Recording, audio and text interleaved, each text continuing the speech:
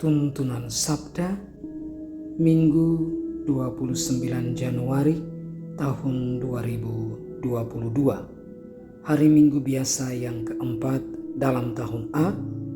Injil Matius bab 5 ayat 1 sampai 12a.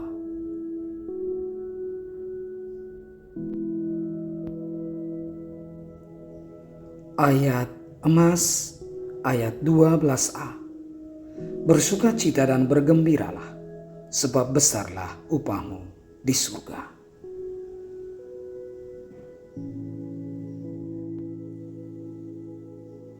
Bapa, Ibu, saudara-saudari, anak-anak, umat Allah yang terkasih dalam Kristus.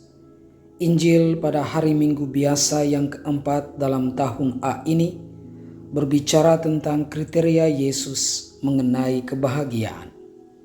Melalui Kristus, melalui Yesus, Allah memanggil kita untuk menjadi suci dan bahagia, baik di kehidupan ini maupun di kehidupan selanjutnya. Semoga kita semua setiap pengikut Tuhan bisa mencintai sabda bahagia Tuhan Yesus ini dan bisa mengadopsi ucapan bahagianya ini sebagai standar hidup kita masing-masing. Seperti biasa, ada 3 hal atau 3 poin yang mau saya sampaikan sebagai pesan bagi kita pada hari Minggu biasa yang keempat ini. Yang pertama, sabda bahagia dalam standar dunia. Tidak ada yang lebih manusiawi daripada mengejar kebahagiaan. Hidup tanpa kebahagiaan adalah keberadaan yang kejam. Kebebasan tanpa kemungkinan kebahagiaan adalah ilusi.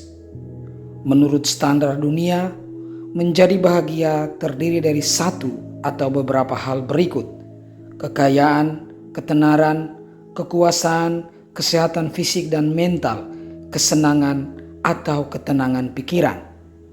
Bahkan seorang Kristen dapat dengan mudah tergelincir ke dalam cara berpikir ini dan menjadikan nilai-nilai ini sebagai standar kebahagiaannya. Kebahagiaan dunia ini merupakan kebahagiaan yang sering dipromosikan oleh media sosial, kebahagiaan yang didapat dari politik kekuasaan, dan kebahagiaan karena memperoleh kesuksesan duniawi belaka. Dari standar kebahagiaan inilah dunia akan menilai kualitas hidup manusia dan menunjukkan betapa berharganya hidup dari sisi pandangan dunia tersebut. Yang kedua, sebuah model kebahagiaan yang baru. Sabda bahagia yang Kristus berikan dalam perikop Injil ini bukan sekadar sekumpulan prinsip yang lapang dan abstrak. Sebaliknya, yang berbahagia pertama-tama adalah Kristus sendiri. Nilai-nilai baru dari kebahagiaan yang diberikannya ini, yaitu miskin dalam roh, lemah lembut, lapar akan kebenaran, murni hati, dan lain-lain, adalah aspek dari hidupnya sendiri. Marilah kita menempatkan diri kita dalam adegan di atas bukit bersama Kristus dan membiarkan diri kita terkejut bersama dengan orang-orang yang melihat dan mendengarnya oleh fakta bahwa Kristus sangat bahagia. Dia memancarkan kebebasan batin yang mendalam yang memungkinkan dia mengabdikan diri sepenuhnya untuk melayani Allah dan sesama. Dunia dan kemegahannya tidak menguasai dirinya. Dengan mendengarkan Kristus, kita akan tertarik untuk berseru. Orang ini tahu apa yang dia bicarakan. Dia tahu surga itu seperti apa. Dia mengetahui secara langsung bahwa berkat surgawi jauh melampaui kebahagiaan duniawi manapun yang dapat dibayangkan. Yang ketiga, sistem nilai kebahagiaan pribadi. Kontemplasi kita tentang Kristus tidak dapat membiarkan kita untuk tidak berubah hari ini.